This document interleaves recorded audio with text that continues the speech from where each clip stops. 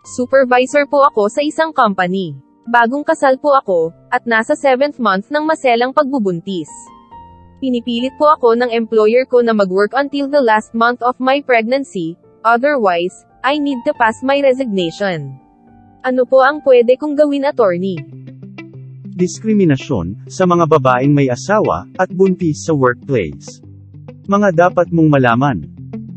Nasa Article 136 ng Labor Code, na illegal ang anumang pagbabawal sa mga kababaihan na mag-asawa, bilang kondisyon ng kanilang pagiging empleyado.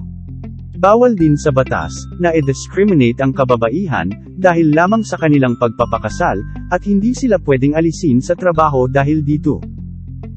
Ang Article 136 ay nagsasabi, na bawal maglagay ang employer ng kondisyon, sa mga babaeng empleyado, katulad ng bawal silang magpakasal para manatili sa kanilang trabaho, at bawal silang tanggalin sa trabaho, sa oras na magpakasal sila.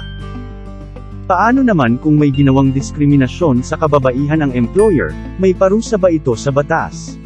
Yes. Ayon sa Article 135, ang mga sumusunod na diskriminasyon sa mga kababaihan sa workplace, ay ipinagbabawal ng batas. Una, pagbibigay ng mas mababang sweldo at benefits, sa kaparehong trabaho. Pangalawa, pagkiling o pagbibigay ng pabor sa lalaki, sa promosyon, training, at study. Ano ang parusa sa employer, kung nag-discriminate siya ng woman employee niya? Pwede siyang makulong sa pag-discriminate ng kanyang empleyadong babae. Ayon sa Article 135, ang diskriminasyon ng kababaihan sa workplace, ay may parusang kulong under Article 288 ng Labor Code. Under Article 288 ng Labor Code, ang diskriminasyon sa kababaihan na empleyado, ay may kulong na 3 months to 3 years, at fine na 1,000 to 10,000 pesos. Sa isang desisyon ng Supreme Court, pinawalang bisa ang isang kautusan ng employer na may diskriminasyon sa kababaihan. Sinabi dito, na ang nasabing gawain ay hindi lamang violation ng batas, kundi labag sa kagandahang asal, dahil ito ay nag-aalis ng karapatan sa kababaihan na pumili ng kanilang status, na isang mahalaga at natural na karapatan na mag-asawa.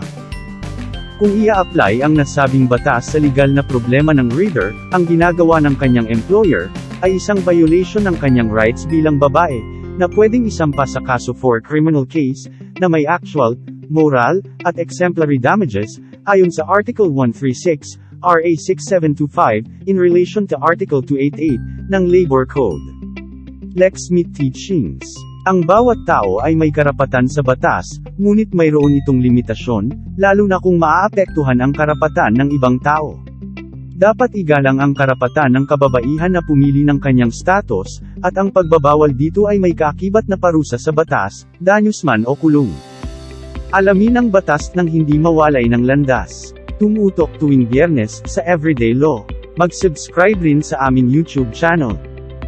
May tanong ka pa ba tungkol sa women's rights in the workplace, at ibang concerns sa women's rights?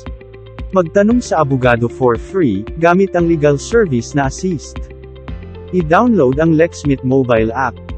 Available sa App Store at Google Play.